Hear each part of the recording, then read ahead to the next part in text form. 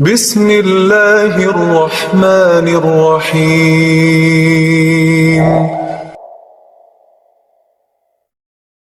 Baik, Assalamualaikum warahmatullahi wabarakatuh.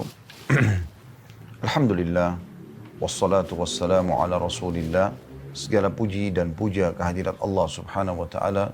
Juga salawat dan taslim kepada Nabi besar Muhammad sallallahu alaihi wasallam. Ya. Teman-teman sekalian, pada kesempatan ini kita akan bicara tentang hikmah dari bencana dan ujian.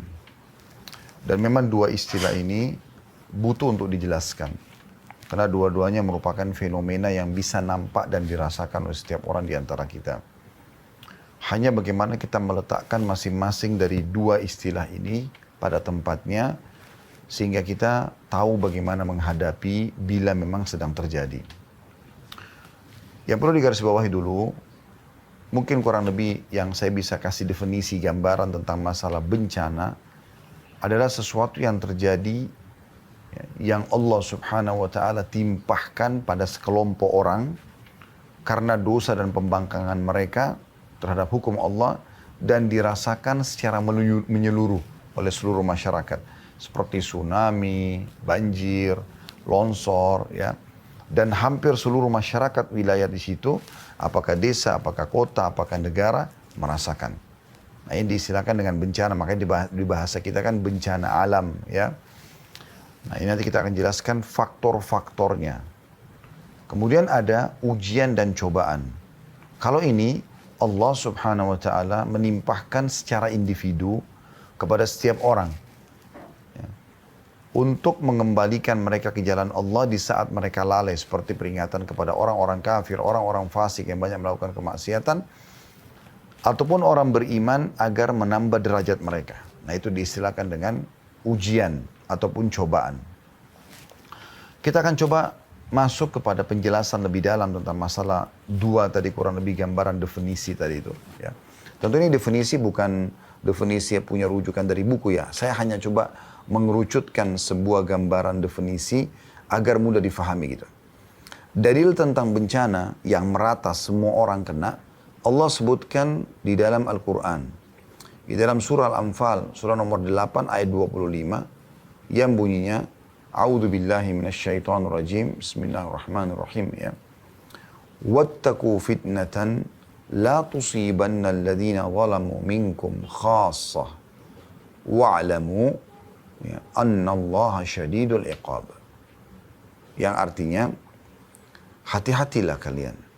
Bisa Anda buka di aplikasi Al-Quran, di handphone Anda, surah Al-Anfal, surah nomor 8 ayat 25, dan peliharalah diri kalian, atau selamatkan diri kalian dari siksaan yang tidak khusus menimpa orang-orang zalim saja di antara kalian. Bencana kalau datang. Orang-orang beriman di lokasi pun itu bisa kena gitu kan. Dan ketahuilah bahwa Allah amat keras siksaannya. Ini baru dalilnya. Kita akan jelaskan nanti faktor-faktor penyebabnya, ya. Sehingga Anda bisa menyadari dan mengetahui, oh ternyata ini faktornya. Dan Anda kalau jauhi atau hindari faktor tersebut, secara otomatis juga Anda akan selamat dari hal yang menyebabkan atau datangnya bencana tadi.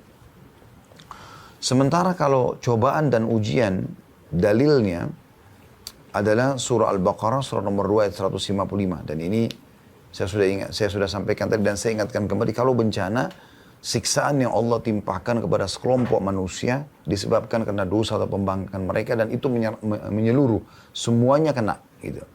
Sementara ujian dan cobaan adalah siksaan atau cobaan ataupun sesuatu yang berat bagi seseorang secara individu yang Allah timpahkan, bisa karena pembangkangan dan kemaksiatan mereka seperti orang kafir dan orang fasik, atau orang beriman untuk mengangkat derajat mereka. Nah, contohnya misalnya orang sakit, ya, orang keselio, diganggu oleh orang, gunjing, fitnah dan segala macam, ya. Baik, dalilnya surah Al-Baqarah, surah nomor 2 ayat 155. Tentu di sini maksud dalamnya kematian, ya, kekurangan harta, bangkrut, tertipu orang dan seterusnya gitu. Bunyinya a'udzubillahi minasyaitonir rajim, Al-Baqarah 155, wa lanabluwannakum bisyai'in minal khaufi wal ju'i wa naqsin minal amwali wal anfusi wath thamarat wa basyiris sabirin. kami pasti, kata Allah, kami pasti akan memberikan cobaan kepada kalian secara individu. Semua orang beriman atau orang kafir. Dengan sedikit ketakutan, kekhawatiran yang ada, ya. Kelaparan, kekurangan harta dan jiwa, juga buah-buahan. Dan beritakanlah kabar gembira kepada orang-orang yang sabar. Jadi akan diuji oleh Allah SWT. Kita akan rasakan lapar, kita akan rasakan kekurangan harta, apakah ditipu orang, apakah kita belum mendapatkan pekerjaan, atau dan seterusnya. Ya. Dan juga hasil panen tidak selamanya pasti maksimal. Pasti akan ada kekurangan-kekurangan yang terjadi. Ya.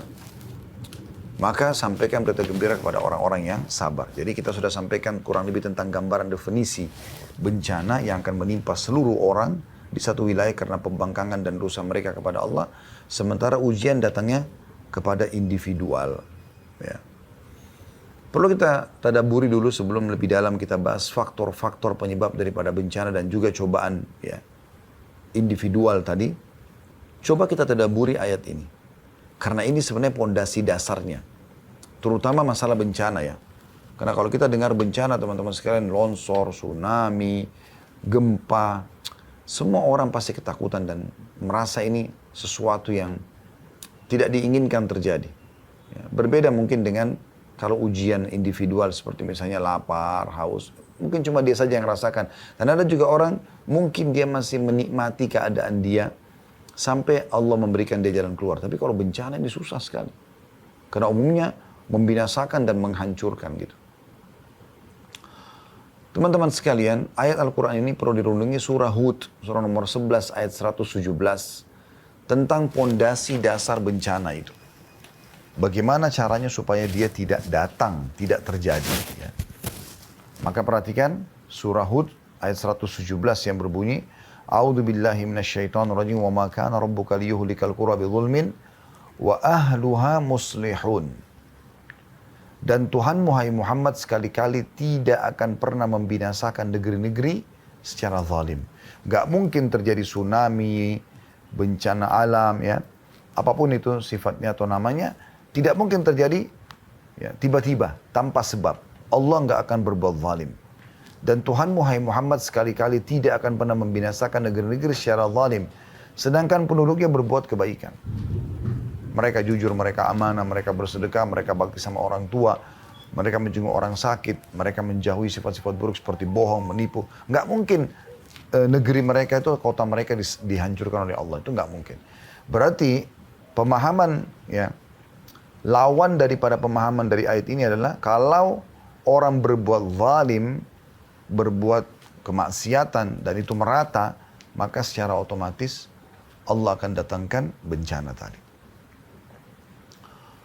Kemudian dalam surah Al-Qasas surah nomor 28 ayat 59 juga Allah Subhanahu wa taala berfirman, A'udzu billahi minasyaitonir rajim wa ma kana rabbuka muhlikal qura hatta yab'atha fi ummiha rasulan yatlu 'alaihim ayatina wa ma kunna muhlikil qura illa wa ahluha zalimun. Yang artinya, dan tidak ada Tuhan dan tidak mungkin Tuhanmu hai Muhammad membinasakan kota-kota, negeri-negeri, desa-desa sebelum dia Allah mengutus di ibu kota itu seorang rasul yang membacakan ayat-ayat kami kepada mereka. Kalau masa dulu ada masa-masa nabi, masa kenabian, nabi-nabi diutus. Kalau mereka nolak, maka seperti kaum Nabi Lut, kaum Nabi Nuh, kaumnya Nabi Ibrahim ya yang di Babilonia, kaumnya Nabi Musa, Fir'aun dan pengikutnya. Ya. Setelah mereka nolak, baru kemudian mereka dibinasakan. Atau kalau sekarang sudah tidak lagi Rasul, berarti akan datang para ulama-ulama, da'i-da'i, penyampaian-penyampaian tentang agama Islam ini kepada penduduk setempat. Ya. Jadi Tuhanmu hai Muhammad tidak akan membinasakan kota-kota, negeri-negeri, desa-desa sebelum dia mengutus di kota itu seorang Rasul yang membacakan ayat-ayat kami kepada mereka. Dan tidak pernah pula kami membinasakan kota-kota kecuali penduduknya dalam keadaan melakukan kezaliman atau kemaksiatan. Jadi itu poinnya. Makanya Ali bin Abi Thalib radhiyallahu anhu mengatakan, saya heran dengan satu kaum bisa binasa sementara Allah sudah memberikan kepada mereka solusinya. menyampaikan. Sebab binasa adalah kemaksiatan dan solusinya adalah istighfar. Tapi mereka tidak mau beristighfar, mereka tidak kembali kepada Allah SWT. Mereka anggap itu adalah hal yang boleh, malah dilegalkan, malah rame-rame melakukannya. Ya. Rame-rame berzina, rame-rame riba, rame-rame menipu, rame-rame. Maka akan merata juga siksaan yang datang.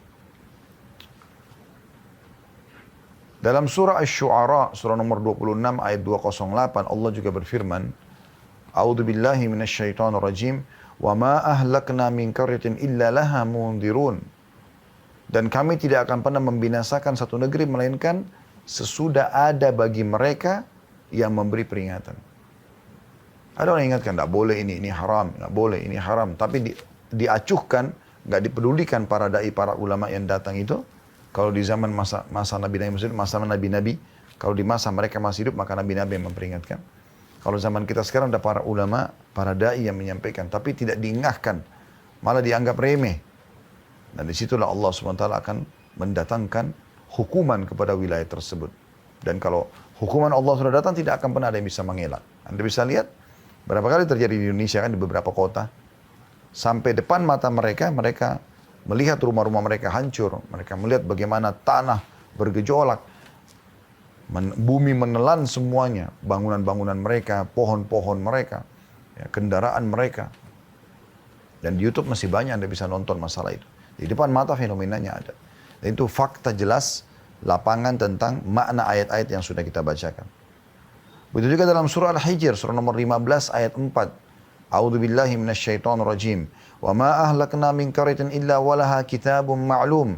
Dan kami tidak akan pernah membinasakan satu negeri melainkan ada baginya ketentuan masa yang telah ditetapkan. Artinya tidak langsung tiba-tiba mereka buat dosa langsung dihancurkan. Tapi Allah berikan peringatan. Dari mulai peringatan yang paling ringan sampai peringatan yang paling besar. Ya. Saya kasih contoh kalau orang mau mencuri misalnya. Maka sebelum dia melakukan atau berzina atau apa saja, pasti yang ada pertama peringatan Allah adalah rasa khawatir dia. Rasa khawatir dia. Dia khawatir, dia takut nanti kalau ketahuan, nanti kalau begini dan begitu. Ya. Setelah itu kalau dia tetap melakukan, maka Allah akan buat yang lebih besar. Dia dilihat oleh orang dalam melakukan perbuatan tersebut. Supaya dia berhenti. Tapi kalau tetap dia lakukan, Allah datangkan hal yang lebih besar. Digerebek oleh polisi, oleh aparat. Kemudian dipermalukan di medsos. Tetap dia lakukan, tidak kembali kepada Allah. Allah buat dia pada saat berzina, rubuh bangunan tersebut. Dan meninggal dalam kondisi memalukan dan memilukan. Seperti itu terus menerus. Ya. Dan ini tidak mungkin berubah. Ini peraturan sistem yang Allah buatkan. Anda kalau menjadi orang yang baik-baik di muka bumi ini, beriman kepada Allah, menjalankan perintah Allah, Anda akan seperti para nabi dan para pengikutnya. Mereka akan selamat dan mereka akan bahagia. Walaupun diolok-olok, dihina oleh para orang-orang yang tidak beriman. Dan Anda kalau memilih jalan-jalan seperti orang-orang yang telah dihukum oleh Allah, Anda akan sama dengan mereka. Fir'aun, Haman, Qarun, kemudian Namrud, dan banyak yang lainnya yang sudah Allah binasakan. Dan cerita mereka dikekalkan dalam Al-Quran. Ini semua akan sama jalurnya. Orang yang sholat, yang puasa akan sama jalurnya. Mereka akan bahagia, mereka akan menerima hasilnya, dan mereka juga akan husnul khatimah. Namanya juga akan harum. Orang yang mencuri, menipu, zina, sama. Akhirnya sama. Sama. Binasa tabrakan, memilukan, dan segala macam hal. Ya. Jadi Anda tinggal tentukan, pilih jalan yang mana gitu. Baik, kita akan masuk sekarang teman-teman sekalian ke faktor-faktor atau sebab-sebab daripada bencana. Kita masih bicara masalah bencana, nanti kita akan bicara masalah ujian. Ya. Jadi sesuatu yang besar yang datang, ini memang penting sekali untuk disinggung. Gitu. Yang pertama yang merupakan faktor utama terjadinya bencana ini adalah penolakan terhadap rasul-rasul. Atau penolakan terhadap ajaran Allah Subhanahu wa ta'ala. Ada orang, dia menolak ajaran Allah atau syariat Allah SWT, tapi dia memang sebenarnya mau melakukan, cuman mungkin belum sekarang gitu. Tapi ada orang enggak, dia benci, lalu kemudian dia buat sebuah makar, bagaimana caranya supaya ini enggak ada lagi. Dakwah itu enggak ada, Islam enggak disebarkan. Ditutuplah masjid, ditutuplah sekolah-sekolah, dibakarlah buku-buku. Nah ini sudah menantang. Gitu. Allah SWT akan turun tangan kalau dalam masalah-masalah seperti ini. Ya. Sudah banyak contohnya kita dengarkan bagaimana ayat Al-Quran menjelaskan masalah dalam surah Yunus, surah nomor 10 ayat 13. A'udzubillahi minasyaitonirrajim. Walaqad ahlaknal quruna min qablikum lamma zalamu ja'atuhum rusuluhum bil bayinati wa ma kanu liyu'minu kadzalika najzil qaumal mujrimin. Yang artinya, sesungguhnya kami telah membinasakan umat-umat sebelum kalian. Banyak orang sudah Allah binasakan. Namrud, Anda tinggal ketik peninggalan Namrud di Babilonia akan kelihatan. Istana-istana mereka. Istananya, patung-patungnya, peninggalan kerajaannya. Fir'aun di Mesir, Anda bisa lihat bagaimana peninggalan mereka. Bahkan jasadnya pun masih ada. Kemudian juga, ya, banyak yang lain peninggalan kaum Nabi Syuaib ya, di Madian. Atau dikenal dengan wilayah Nabi Syuaib. Kemudian juga ada Madain Saleh yang ada di Saudi 4 jam dari kota Madinah. Tempatnya Nabi Saleh, kaum Thamud. Ya. Bagaimana kaum Lut ada di Laut Mati, di Jordan, antara Jordan dan Palestina. Jadi ada peninggalan-peninggalan mereka. Kita bisa nampak depan mata gitu. Allah sudah mengatakan, dan kami telah membinasakan umat-umat sebelum kalian. Ketika mereka berbuat kezaliman, apa sih kezaliman mereka yang Allah maksudkan? Allah katakan, padahal rasul-rasul mereka telah datang kepada mereka dengan membawa keterangan-keterangan yang nyata. Ya. Tapi mereka sekali-kali tidak hendak beriman. Mereka tidak mau menerima itu. Ini garis keras, ini. Intinya menolak agama Allah sebenarnya. Jadi, beda tentu kasusnya orang yang belum bisa mengamalkan, karena dia butuh proses, dengan orang yang sama sekali memang tidak mau mengamalkan. Ya. Jadi, akan datang bencana itu. Tetapi mereka sekali-kali tidak mau beriman. Demikianlah kami memberi pembalasan kepada orang-orang yang berbuat dosa. Jadi yang masalah adalah kezaliman yang Allah maksudkan menolak para rasul. Menolak syariat Allah yang telah dibawa oleh para rasul. Dan tentu penyambung lidahnya para rasul adalah para ulama, para da'i. Ya. Mereka nggak mau belajar, mereka nggak mau tahu. Mau makanan, mau minuman, mau pergaulan, mau pendapatan halal atau haram, tidak penting bagi dia. Yang penting, dia mendapatkan apa yang dia inginkan, hawa nafsunya. Dan sesuai dengan agama Allah SWT. Maka ini tentu menjadi penyebab. Ya. Demikian pula dalam surah Al-Anfal, surah nomor 8 ayat 54, tentang Fir'aun. A'udzubillahi minasyaitonirrajim. Al-Anfal 54. Kadabi ali fir'auna walladzina min qablihim kadzabu bi ayati rabbihim fa ahlaknahum bidhunubihim wa agraqna ala fir'auna wa kullun kanu zalimin. Keadaan mereka orang-orang yang telah Allah binasakan. Siapapun itu, termasuk yang di zaman-zaman kita sekarang kalau masih ada orang yang Allah binasakan, serupa dengan keadaan Fir'aun dan pengikut-pengikutnya. Sama. Tadi sudah saya bilang, kalau dia melakukan kemaksiatan akan sama dengan nasibnya orang-orang yang maksiat sebelum kita. Kalau dia beriman, maka dia akan sama dengan orang-orang yang beriman sebelumnya. Keadaan mereka, orang-orang yang Allah binasakan, serupa dengan keadaan Fir'aun dan pengikut-pengikutnya, serta orang-orang yang sebelumnya juga Fir'aun, yang sudah Allah binasakan. Mereka mendustakan ayat-ayat Tuhannya. Maka kami membinasakan mereka disebabkan dosa-dosanya, dan kami tenggelamkan Fir'aun dan pengikut-pengikutnya, dan kesemuanya adalah orang-orang zalim. Sama. Bangkang hukum Allah akan sama nasibnya. Bahkan ini bisa terjadi pada orang yang mengaku muslim pun. Ya. Karena dia menganggap, nggak masalah. Bukannya dia coba belajar supaya dia bisa menerapkan syariat Allah, nggak nolak. Apalagi kalau tidak masuk di otak dia. Ya susah. Kalau kita jadikan syariat Allah SWT tolak ukur adalah otak seseorang di antara kita, lalu otak siapa yang akan jadi tolak ukur untuk menghakimi Al-Quran dan Sunnah Nabi SAW? Itu nggak mungkin.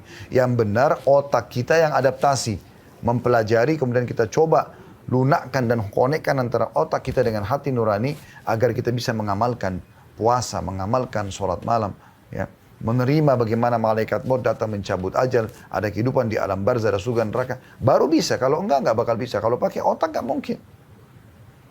Itulah sebabnya muncul orang-orang yang menolak semua ini, ya, dengan otak-otak mereka yang tidak masuk akal ini. Ya.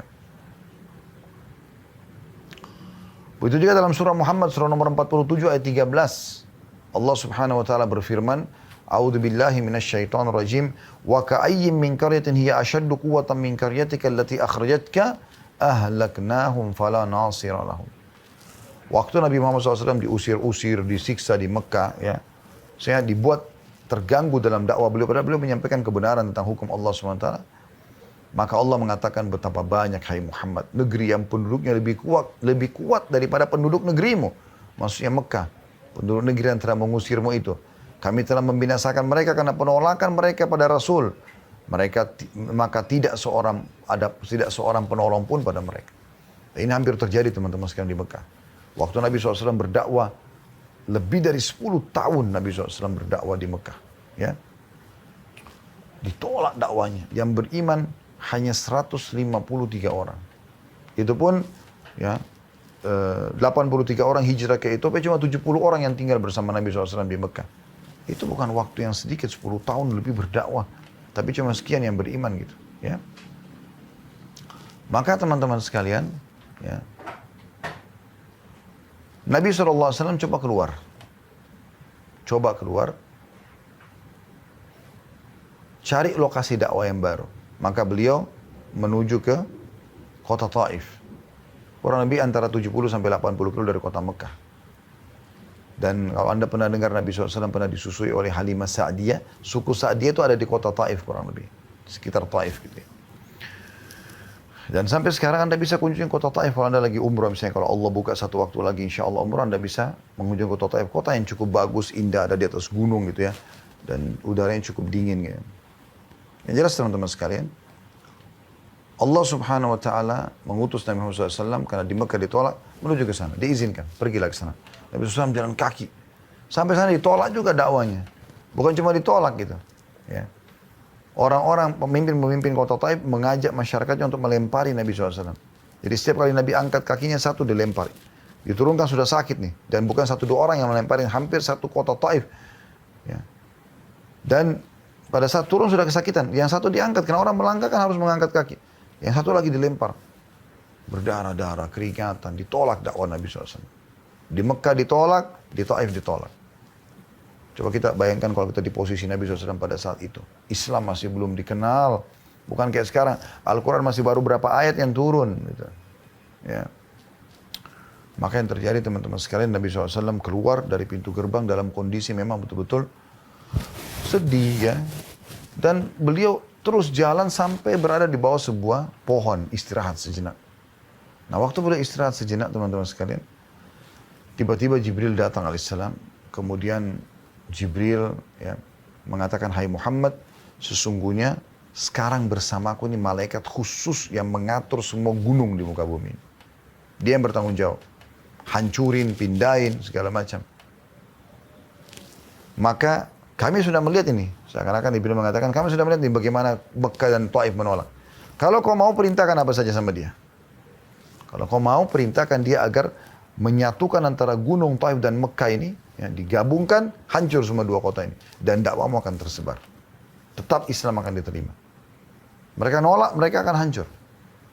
Atau pilihannya, kau bersabar hai Muhammad dan dakwahmu akan tersebar. Maka karena hati ya, nurani Nabi SAW yang sangat lembut, penuh kasih sayang dan mendahulukan agar umat manusia ini mendapatkan hidayah, bukan cuma kehancuran dari Allah SWT. Atau bukan spontanitas kehancuran, maka Nabi SAW mengatakan tidak. Aku berharap ya agar Allah mengeluarkan dari keturunan mereka orang-orang yang beriman kepada Allah. Lahir dari Al-As bin Wa'il, Amr bin As, seorang pejuang Islam, bahkan yang membawa Islam ke Afrika. Ya, terkenal dengan kecerdasannya.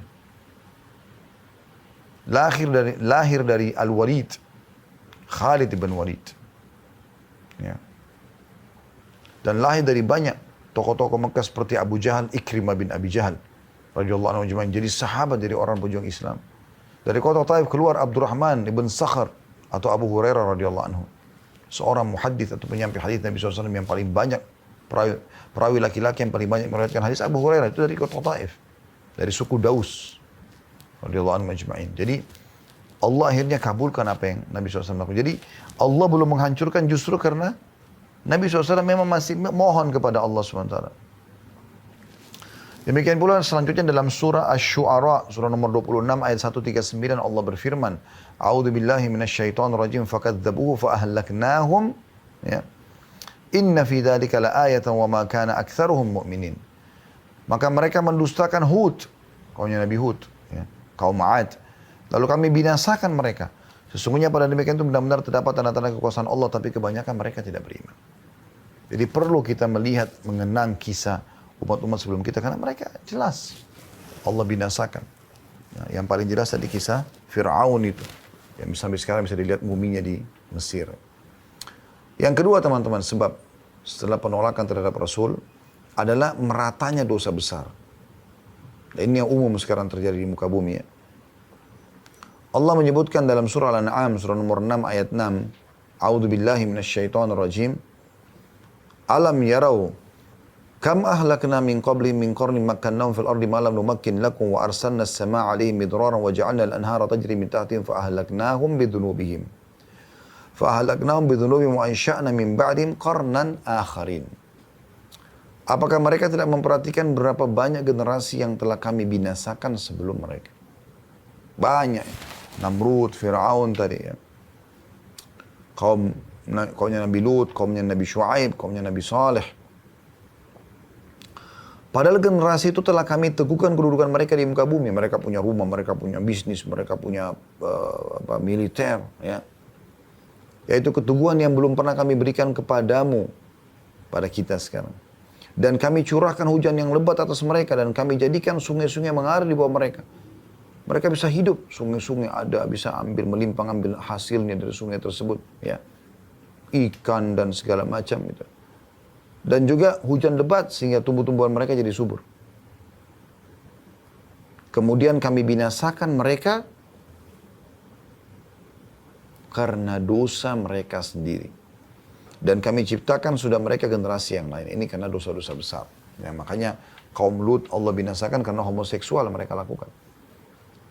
Allahul Musta'an, Allah tempat kita meminta pertolongan di zaman kita sekarang, subhanallah. Ya, malah hampir semua yang menjadi penyebab kaum sebelum kita Allah binasakan ada pada kita. Kaum Nabi Lut homoseksual. Sekarang malah lebih berkembang LGBT. Bukan cuma homoseksual, sama lesbiannya sekalian. Transgendernya sekalian. Jadi aneh gitu. Ya, kalau Allah mau binasakan itu luar biasa. Sudah banyak faktor-faktor. Kaum Nabi Lut dulu cuma satu itu saja. Cuma homoseksual saja. Di beberapa wilayah di muka bumi ini, bahkan ada pernikahan sah sesama jenis. Nah, ini aneh ini. Tapi itu terjadi.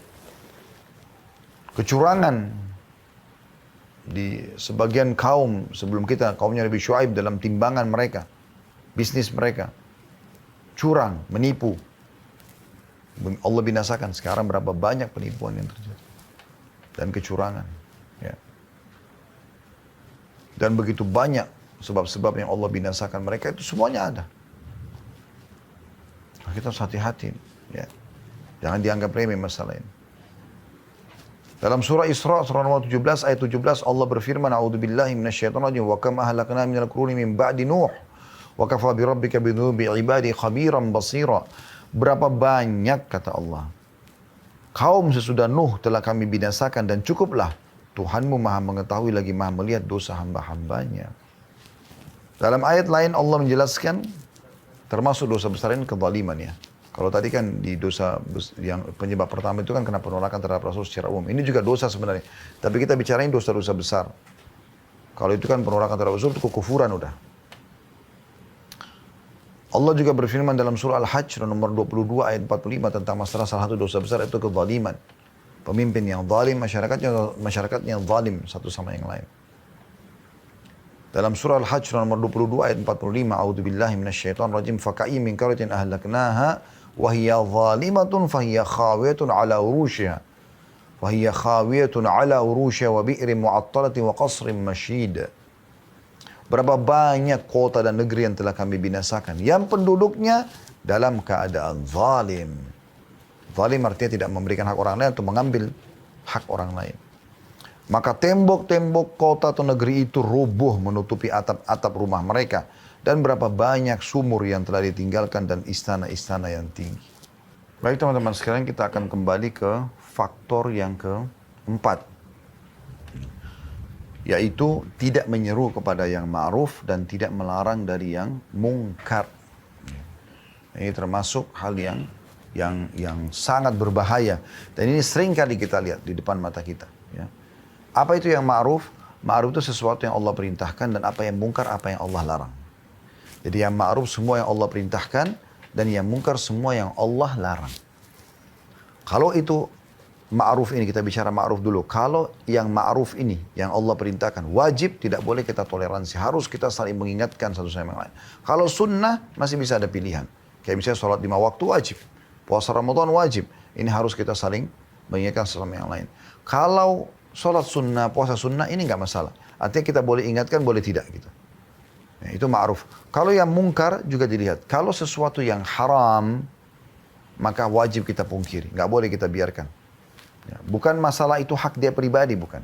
Nanti akan kita jelaskan ya. Karena ada efek juga kepada kita. Ingat, waktu kita bacakan ayat Al-Quran tadi ya. Yang surah Al-Anfal ayat 25. Allah mengatakan hati-hati dari musibah, siksaan yang datang. Yang tidak menimpa orang-orang zalim saja di antara kalian. Dia berbuat tapi kita juga kena efeknya gitu. Ya. Satu komplek perumahan, ada 1-2 rumah yang buat masalah di situ, kemaksiatan kepada Allah dan dibiarkan, maka nanti bisa merata.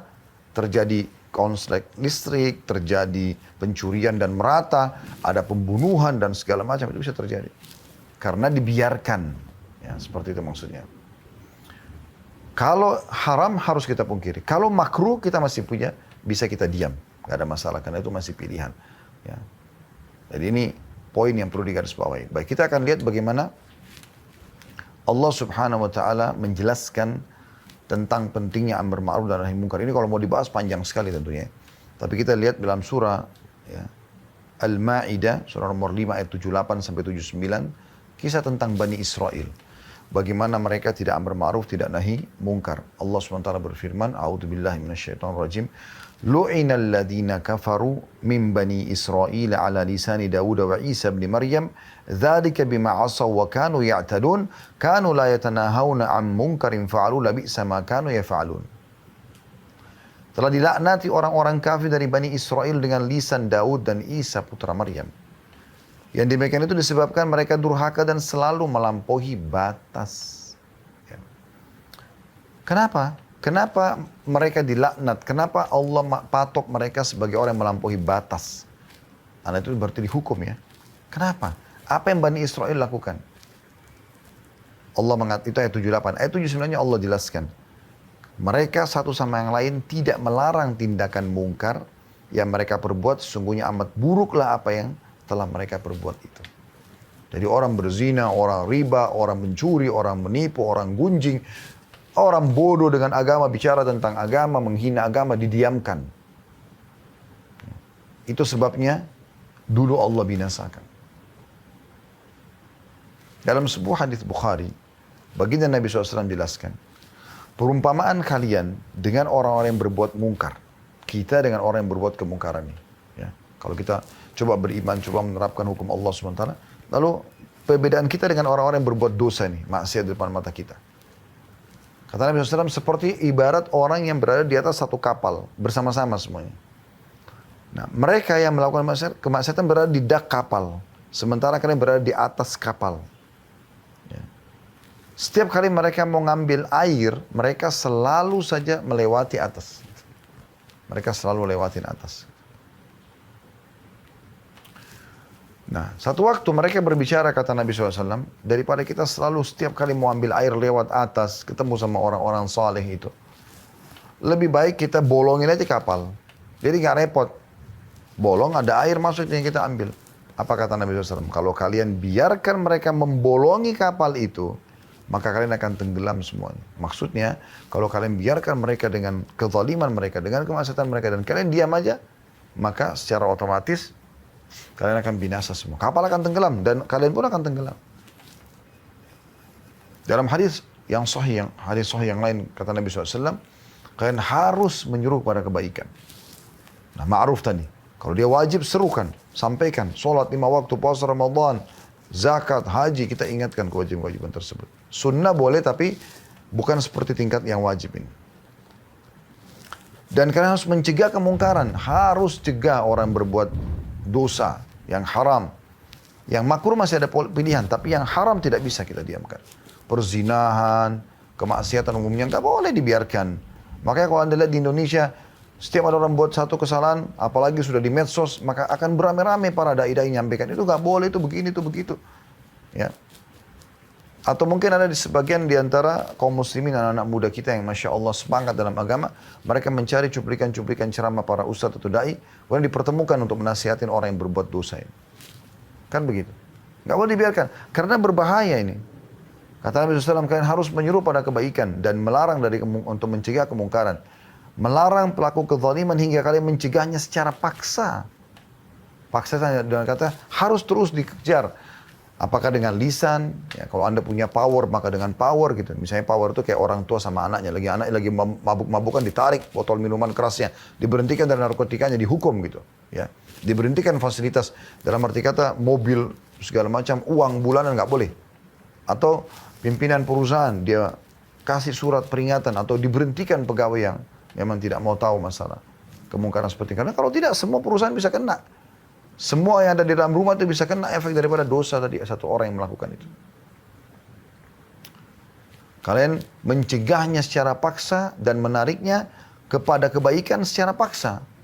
Atau akan muncul perselisihan dalam hati kalian hingga orang terbaik dari kalian pun berdoa, tapi tidak lagi diterima doanya. Bayangkan. Orang paling soleh di wilayah itu kalau lagi berdoa, tetap Allah tidak kabulkan karena dosa yang merata tadi. Karena banyaknya kesalahan yang dilakukan. Nah ini bahaya sekali. Bersyukurlah teman-teman kalau di wilayah Anda, di kota Anda, masih ada dai-dai yang mau mengingatkan. Bahkan kadang-kadang suara mereka lantang mengingatkan. Karena mereka tahu masalah ini. Kalau saya biarkan, nanti akhirnya saya juga kena nih sama mereka gitu. Dalam sebuah riwayat yang sahih yang lain, kata Nabi SAW, kalian semua harus mencegah kemungkaran atau Allah akan timpakan secara umum bencana pada kalian semua. Ya. Nah, itu yang Allah tekankan dalam surah Al-Anfal tadi. Surah nomor 8 ayat 25. A'udzu billahi minasyaitonir rajim wattaqu fitnatan la tusibanna alladhina zalamu minkum khassa wa'lamu anna Allah syadidul iqab. Hati-hati kalian, pelihara diri kalian dari siksaan yang tidak menimpa orang-orang zalim secara khusus saja di antara kalian, bukan cuma berbuat dosa. Semua akan kena, yang diam-diamnya juga kena gitu. Dan ketahuilah bahwasanya kalau datang siksaan tersebut amat berat. Kalau siksaan Allah datang berat. Setelah longsor datang, banjir datang berat. Rumah yang selama ini Anda bangun, Anda setengah mati untuk mendapatkannya, kendaraan rusak semua, hancur. Berapa kali saya lihat cuplikan di Indonesia, subhanallah. Sayang betul kalau penduduk negeri itu tidak ambil pelajaran. Lumpur, longsor, masuk ke kota mereka, ke desa mereka. Hancur semuanya. Depan mata mereka, keluarga mereka meninggal. Ada yang lagi jalan, ada yang lagi duduk, meninggal. Dan jadi kaku kena. Ya, lumpur-lumpur tersebut, banjir-banjir yang menghancurkan rumah-rumah mereka, menghancurkan ya kendaraan-kendaraan mewah mereka beli dengan berusaha untuk mendapatkan uang agar bisa membelinya. Tapi juga tidak diambil pelajaran, subhanallah. Setelah keadaan kondusif lagi, kembali lagi maksiat. La haula wa la quwata illa billah. Bukannya diambil pelajaran gitu. Dalam hadits Bukhari yang lain, hadis sahih kata Nabi SAW, Allah mengutus Jibril untuk menghancurkan satu negeri. Di satu keadaan, tapi tidak disebutkan negerinya di mana. Jibril disuruh datang untuk menghancurkan negeri itu oleh Allah SWT. Lalu Jibril menemukan salah satu penduduk negeri itu orang soleh. Ada satu orang soleh itu, ahli ibadah. Maka dia melapor kepada Allah mengatakan, ya Allah, kata Nabi SAW, ya Allah, sungguhnya di negeri itu terdapat hambamu fulan, orang soleh. Maka Allah mengatakan atau berfirman, mulailah siksa dari dia. Loh kok bisa? Orang yang soleh, dia yang dimulai disiksaan. Karena dia tidak pernah menyuruh pada kebaikan dan tidak pernah mencegah kemungkaran. Mau masuk surga sendiri. Ini hadis sahih. Hati-hati. Anda jangan sholat sendiri. Kalau ke masjid, aja orang di sekitar jalan. Ayo pak, sholat pak, sudah waktunya. Mulai dari rumah tangga, suami ingatkan istri, istri ingatkan suami, orang tua ingatkan anak, anak ingatkan orang tua, majikan ingatkan pembantunya, supirnya, ingatkan. Begitu juga dengan orang di perusahaan, atasan ingatkan bawahan, bawahan ingatkan atasan, saling mengingatkan satu sama yang lain staff. Ya. Lingkup masyarakat juga begitu. Se-RT, se-RW, satu kecamatan, satu kelurahan, satu kecamatan. Lingkup lebih besar, satu desa, satu kota, dan seterusnya. Saling mengingatkan. Kalau tidak, maka akan jadi masalah.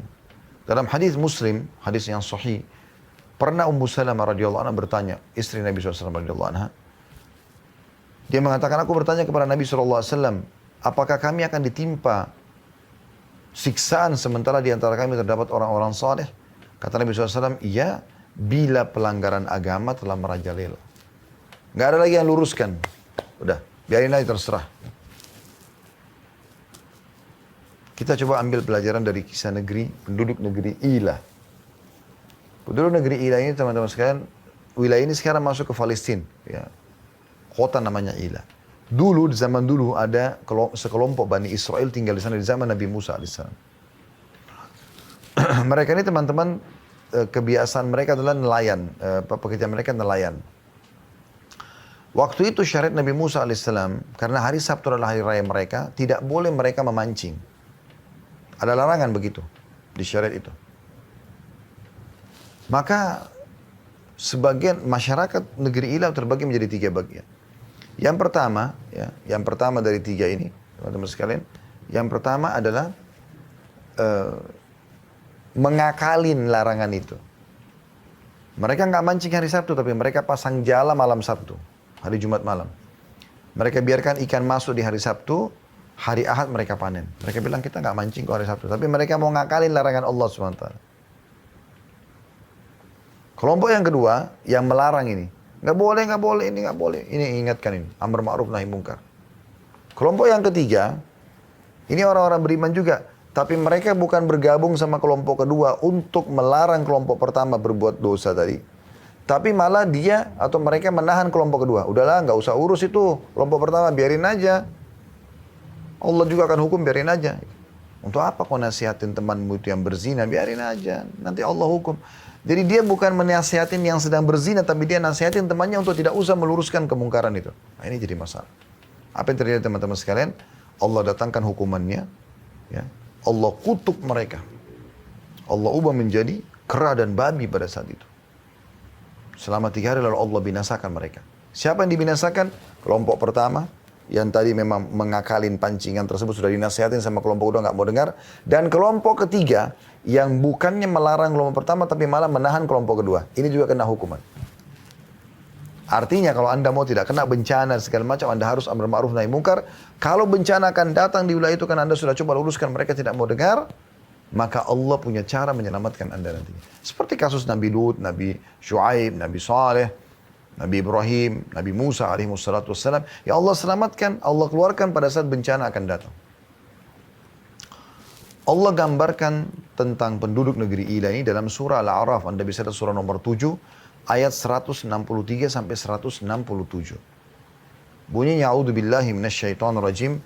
Was'alhum 'anil qaryati allati kanat hadiratal bahri idh ya'duna fis sabti إذ تأتيهم حيتانهم يوم سبتهم شرعا ويوم لا يسبتون لا تأتيهم كذلك نبلوهم بما كانوا يفسقون وإذ قالت أمة منهم لما تعظنا قوما الله مهلكهم أو معذبهم عذابا شديدا قالوا معذرة إلى ربكم ولعلهم يتقون فلما نسوا ما ذكروا به أنجينا الذين ينهون عن السوء وأخذنا الذين ظلموا بعذاب بئيس بما كانوا يفسقون فَلَمَّا عَتَوْا عَمَّا نُهُوا عَنْهُ قُلْنَا لَهُمْ كُونُوا قِرَدَةً خَاسِئِينَ وَإِذْ تَأَذَّنَ رَبُّكُمْ لَا يَبْعَثَنَّ عَلَيْهِمْ إِلَى يَوْمِ الْقِيَامَةِ مَنْ يَسُومُهُمْ سُوءَ الْعَذَابِ إِنَّ رَبَّكَ لَسَرِيعُ الْعِقَابِ وَإِنَّهُ لَغَفُورٌ رَحِيمٌ. Ayat 163-nya. Allah mengatakan agar Nabi Muhammad SAW menanyakan kasus penduduk negeri Ila kepada orang-orang Yahudi di Madinah. Mereka tidak mau beriman. Baik, alasan mereka menolak kenapa? Ini bukan Nabi. Baik, ada satu kisah dari Bani Israel penduduk negeri Ila, tidak semua orang tahu. Nabi ini tahu nih. Allah SWT perintahkan Nabi Muhammad SAW ceritakan kepada mereka. Kata Allah, tanyakan kepada mereka, hai Muhammad. Tanyakan kepada mereka, hai Muhammad. Tentang penduduk negeri, ya,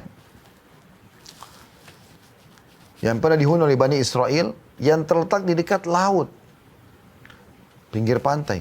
Ketika mereka melanggar aturan hari Sabtu, nggak boleh mancing, tapi mereka akalin hari malam Sabtu pasang jala, hari Ahad mereka panen.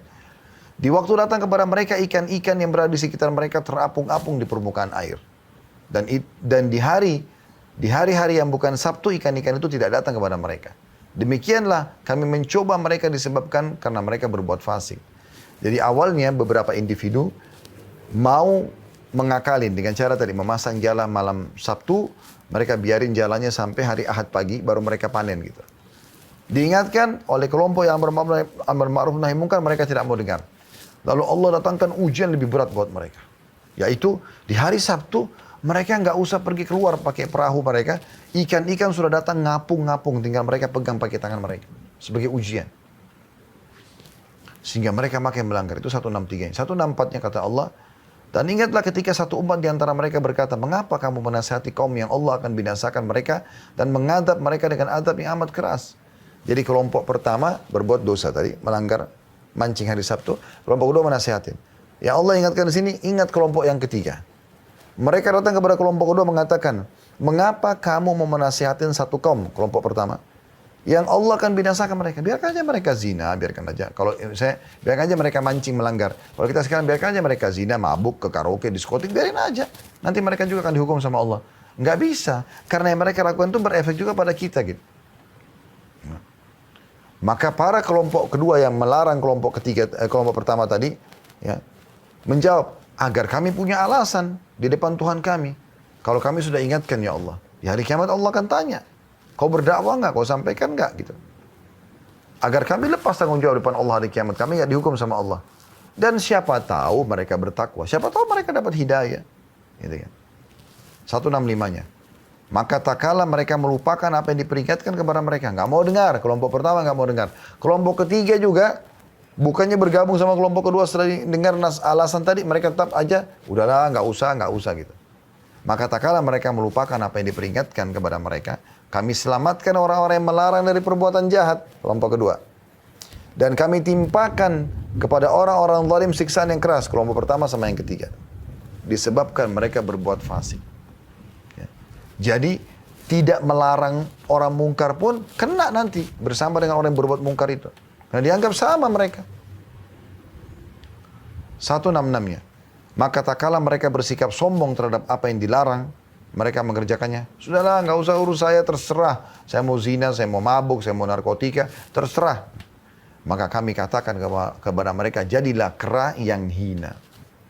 167-nya Allah mengatakan, dan ingatlah atau pelajarilah. Ketika Tuhan mau memberitahukan bahwa sungguhnya dia akan mengirim kepada mereka orang-orang Yahudi itu. Karena ini kan orang-orang dari Bani Israel, orang Yahudi. Sampai hari kiamat nanti orang-orang yang akan menimpakan kepada mereka azab yang seburuk-buruknya. Sesungguhnya Tuhanmu amat cepat siksanya dan sesungguhnya dia adalah maha pengampun lagi maha penyayang. Karena secara umum mereka memang umumnya tidak mau. Kalau yang tidak sukai, walaupun Allah perintahkan mereka tinggalkan. Yang mereka sukai walaupun Allah larang mereka tetap lakukan. Dan ini bukti nyata tentang masalah datangnya siksa-siksa yang besar. Jadi kalau Anda hindari 4 faktor ini insya Allah. Ya. Nah itu tentang masalah jangan pungkiri para rasul. Sekarang penyambung lidahnya para ulama diingatkan terima. Yang kedua, jangan biarkan dosa besar merata. Tinggalkan itu. Mulai dari kita dan orang-orang sekitar. Jangan ada kezaliman dan selalu amar ma'ruf nahi munkar. Maka tidak akan ada bencana. Pasti. Kembali kepada surah Hud, surah nomor 11 ayat 117 tadi. Sekarang kita masuk teman-teman yang kedua masalah ujian. Individual yang datang. Ini sebabnya bisa kena dosa. Kata Nabi SAW dalam hadis yang diriwayatkan Imam Ahmad. Terdapat dosa-dosa yang tidak dapat dibersihkan dengan istighfar. Dan Allah SWT akan mencoba hamba tersebut dengan penyakit untuk membersihkan dosa-dosanya. Karena dosa-dosa yang dilakukan banyak, maka Allah uji dia. Ya. Dalam hadis riwayat Muslim yang lain, ya, tidak ada yang menimpa seorang Muslim dari capek, letih, sakit, gangguan orang, ya, sampai duri yang menusuk tubuhnya kecuali akan jadi pembersihan dosanya. Jadi memang ada dosa-dosa yang akhirnya Allah datangkan cobaan untuk membersihkan itu kalau orang-orang beriman.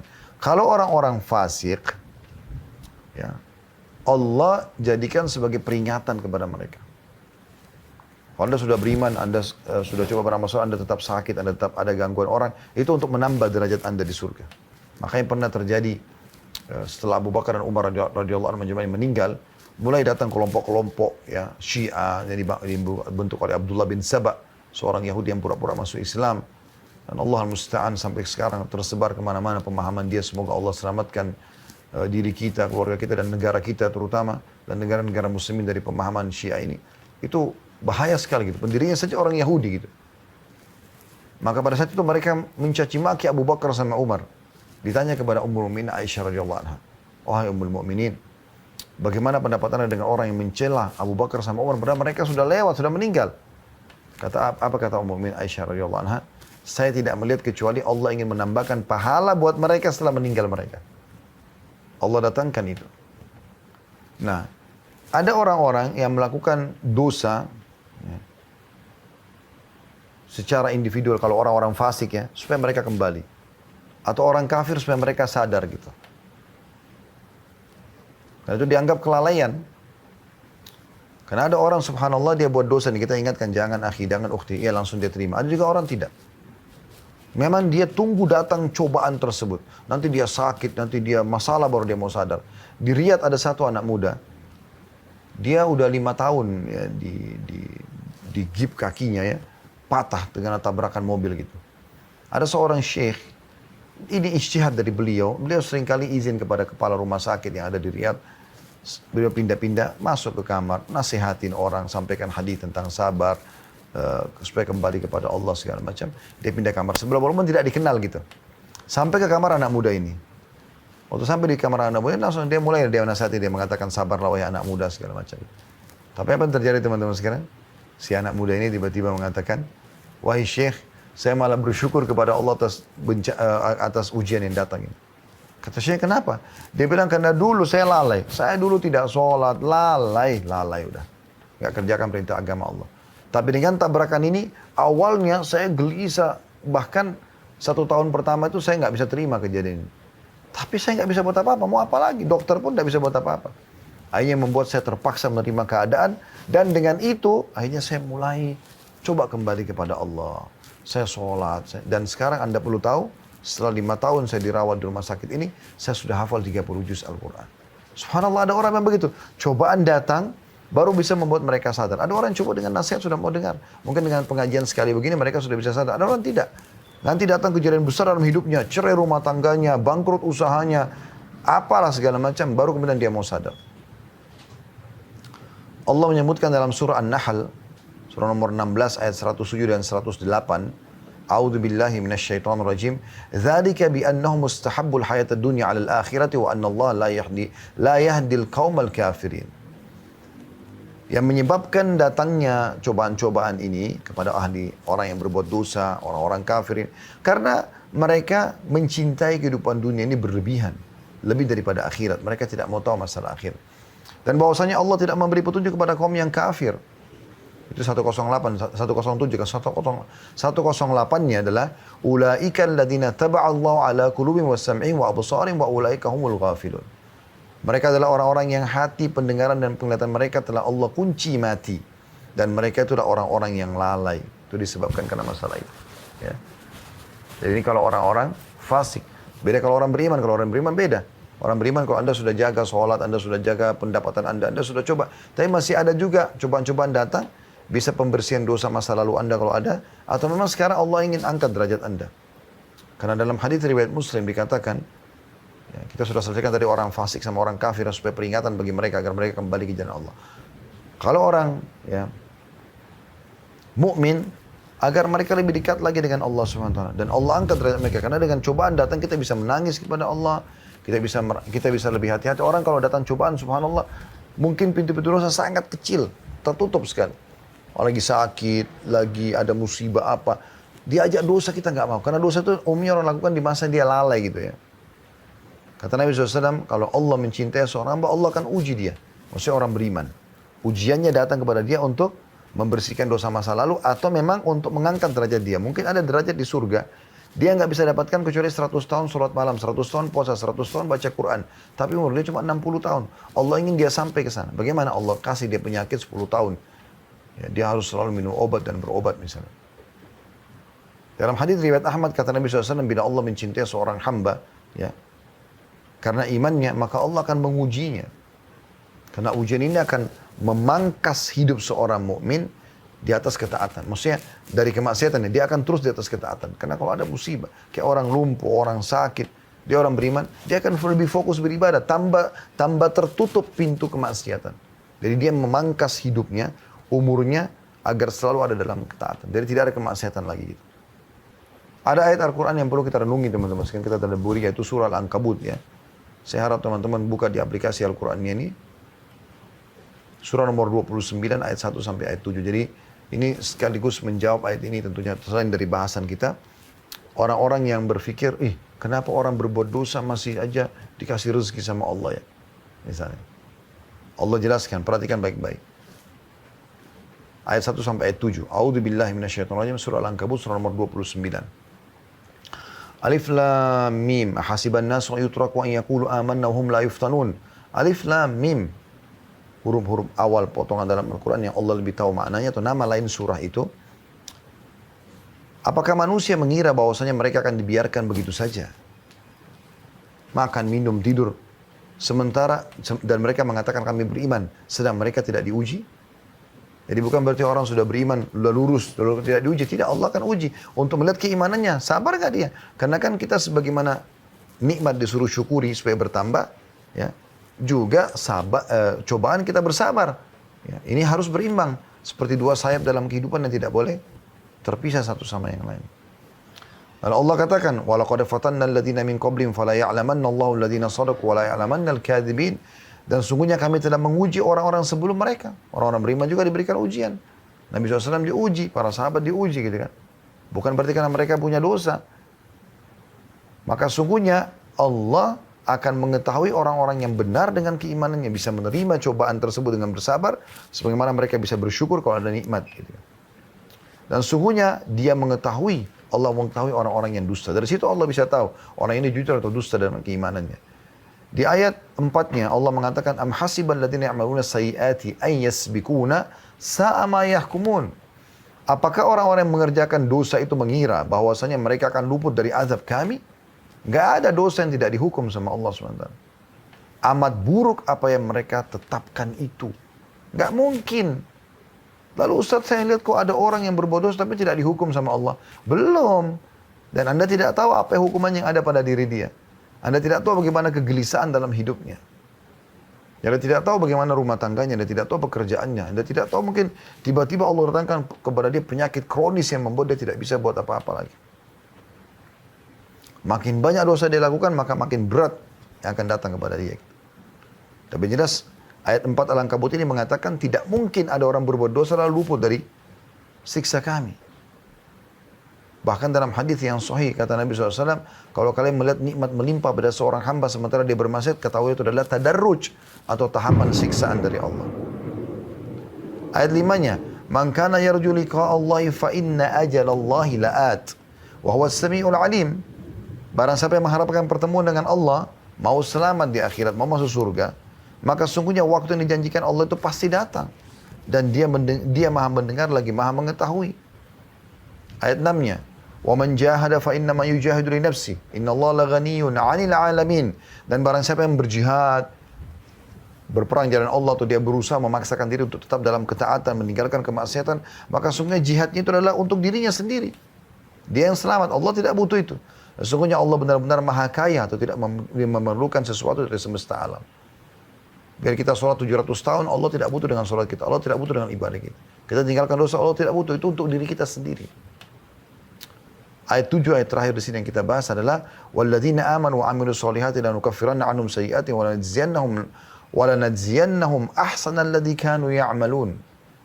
Dan orang-orang yang beriman dan beramal soleh, benar-benar akan kami hapuskan dari mereka dosa-dosa mereka dan benar-benar akan kami berikan kepada mereka balasan lebih baik dari apa yang mereka kerjakan.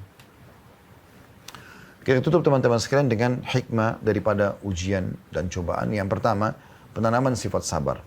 Ya. Jadi saya sudah bilang tadi bagaimana nikmat kita syukuri, cobaan kita sabari. Ini harus sama, harus berimbang. Nggak boleh nikmat kita syukuri, tapi cobaan kita tidak sabari, nggak boleh. Itu orang beriman harus dua-duanya sama. Jadi dia senyum pada saat nikmat ada, dia juga senyum pada saat cobaan ada.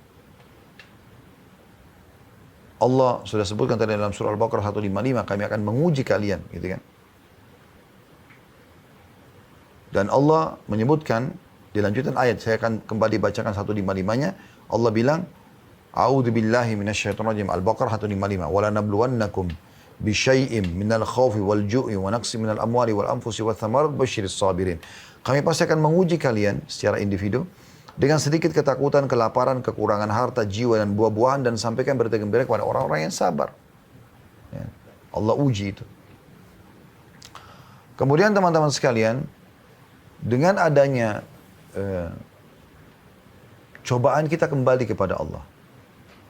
Selain memang penanaman sifat sabar, juga kita kembali kepada Allah.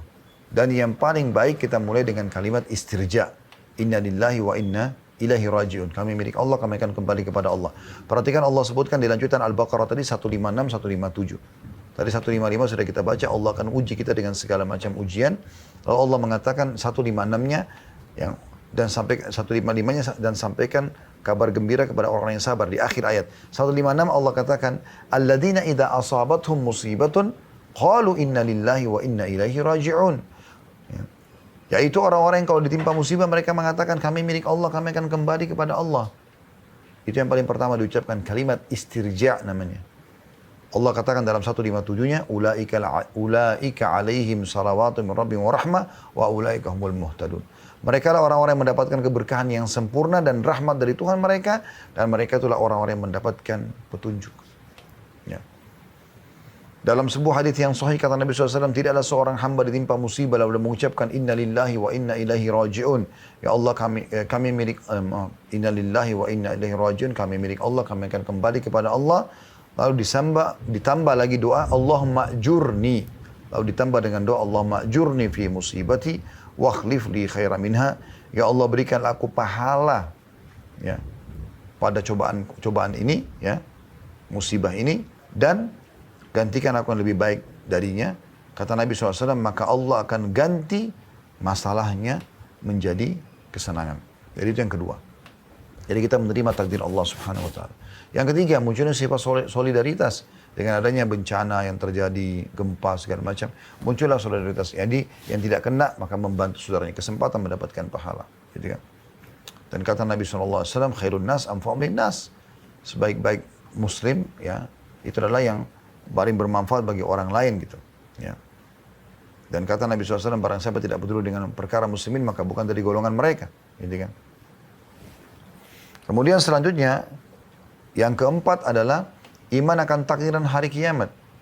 Dengan adanya musibah cobaan seperti ini, baik individual ataupun ya sifatnya bencana yang besar, maka ini mengingatkan kita tentang ada takdir, ada yang sesuatu yang Allah tentukan yang tidak bisa dibantah, dan juga ada hari kiamat yang akan kita dibangkitkan nanti. Sebagaimana kita lihat dahsyatnya bencana-bencana ini, juga kita akan bisa lihat bencana yang besar nanti. Ya, bagaimana manusia tidak sadar dengan ini, teman-teman? Sekarang kalau Anda di lokasi Jakarta, saya lihat di sekitar kantor kami, hujan lebat. Dan dari tadi saya mau keluar, subhanallah, guntur yang besar. Tadi sambil saya jadikan bahan muhasabah, teman-teman sekalian. Kalau di wilayah Anda kebetulan yang ikut acara ini tidak hujan, mungkin satu waktu Anda bisa lihat. Atau mungkin Anda pernah lihat bagaimana hujan yang deras, suara guntur, petir. Bagaimana suara guntur yang begitu dahsyat masih belum membuat orang sadar kalau ada Sang Pencipta Allah yang bisa menghukum dia setiap saat. Dari mana suara ini? Dari mana petir? Dari mana hujan ini turun? Kalau tidak ada yang mengaturnya semua. Ini mengingatkan kita tentang takdir Allah, gitu kan? Dan juga menyadarkan kepada kita tentang adanya hari kiamat, ya. Adanya hari kiamat. Kemudian yang kelima, teman-teman sekalian, cobaan kalau datang secara individu kepada orang beriman, ya, ini adalah bentuk cinta Allah SWT, karena Nabi SAW mengatakan sesungguhnya bila Allah mencintai seorang hamba, Allah akan mengujinya. Dalam riwayat yang lain, ya, kalau Allah mencintai seorang hamba, Allah akan katakan kepada para malaikat, tuangkan pada dia musibah-musibah tersebut atau cobaan-cobaan tersebut. Karena makin membuat dia tidak cinta dengan dunia, makin fokus kepada ibadah gitu ya. Walaupun orang beriman tentu bisa nikmat makan, minum segala macam, tapi kalau datang cobaan, datang pada hidupnya. Kemudian yang keenam, teman-teman sekalian, ya, hikmah yang bisa diambil dari ujian, dari bencana adalah dahsyatnya doa itu sendiri. Di saat itu memang luar biasa orang memohon kepada Allah. lagi di atas kapal, dihantam oleh ombak dan kapal akan tenggelam. Bagaimana dahsyatnya orang berdoa pada saat itu. Sebab Ikrimah bin Abi Jahal radhiyallahu anhu, Ikrimah anaknya Abu Jahal Fir'aunnya umat ini meninggal dalam keadaan kufur, tapi anaknya Ikrimah masuk Islam gara-gara apa? Dia mau melarikan diri dari Nabi SAW pada saat pembebasan kota Mekah. Dia pergi ke Jeddah, lalu naik kapal menuju ke ke Ethiopia, ke Afrika. Di tengah lautan dengan hikmah Allah dihantam ombak, kapal tersebut akan tenggelam. Banyak orang-orang yang di atas kapal itu semua penyembah-penyembah berhala. Dia kenal bawa berhala mereka mohon-mohon tolong bantu. Makin keras ombak, makin kuat angin. Terguling mereka dan banyak patung-patung mereka yang mereka pegang itu jatuh pecah. Ikrimah lalu berpikir, mana kekuatan Tuhan-Tuhan yang mereka anggap selama ini. Maka dengan itu akhirnya dengan akal sehatnya dia akhirnya kembali kepada Allah SWT. Dia berdoa kepada Allah dengan tulus agar Allah selamatkan, kemudian dia kembali ke Mekah lalu dia beriman kepada Nabi Muhammad SAW. Di saat itu luar biasa doa. Itu hikmah juga, gitu kan? Mungkin kalau Anda lagi sakit, Anda berdoa akan beda. Dengan kalau Anda lagi tidak sakit, Anda lagi ada musibah, bangkrut usaha, Anda berdoa, beda. Doanya di situ tuh luar biasa, lebih khusyuk gitu. Ya. Cuma memang yang perlu kita ketahui juga teman-teman sekalian, ujian-ujian yang Allah berikan ini pasti penuh dengan kasih sayang Allah. Apalagi kalau Anda orang beriman. Bahkan orang kafir pun termasuk bentuk kasih sayang Allah. Karena dengan cobaan tersebut mereka jadi bisa sadar, mereka lebih hati-hati. Apalagi bagi orang beriman gitu. Ya. Karena pernah Nabi SAW melihat ada seorang ibu lagi menyusui anaknya. Kemudian kata Nabi SAW, kalau seandainya ya, kita bakar api dan kita suruh ibu ini untuk membakar anaknya, apakah dia mau? Kata para sahabat, tentu tidak mau ya Rasulullah. Kata Nabi SAW, ketahuilah Allah lebih sayang kepada kalian daripada ibu itu kepada anaknya. Jadi Allah sebenarnya memberikan ujian itu sebenarnya bukan karena benci. Tapi Allah mau hambanya kembali kepadanya. Yang terakhir teman-teman sekalian, mutiara yang bisa kita ambil ya dari tadi yang keenam masalah doa, yang ketujuh terakhir adalah mentadabburi firman Allah Subhanahu wa taala ya, dalam surah As-Sajdah surah nomor 32 ayat 21 agar ya kita menyadari dan kita kembali kepada Allah. Ya. Saya tidak ingat tadi, mohon maaf kalau memang poin ini sudah masuk. Kalau sudah masuk berarti dari ini masuk ke poin yang sebelumnya, hikmah sebelumnya, karena ini baru saya tambahkan tadi. Tapi ayat ini sempat ya terlintas di benak tadi sebelum isi materi ini. Anda bisa buka surah Sajdah surah nomor 32 ayat 21. Allah memang menggambarkan kalau semua cobaan-cobaan dan musibah, bencana yang datang ini untuk mengembalikan ke jalan Allah SWT. فَلَنُذِيقَنَّهُمْ مِنَ الْعَذَابِ الْأَدْنَى دُونَ الْعَذَابِ الْأَكْبَرِ لَعَلَّهُمْ يَرْجِعُونَ. Dan kami pasti akan memberikan mereka cobaan-cobaan di muka bumi ini agar mereka ya, menyadari dan kembali, gitu kan? Sebelum ada cobaan yang besar atau siksaan yang besar di neraka nanti di akhirat. Allahu a'lam.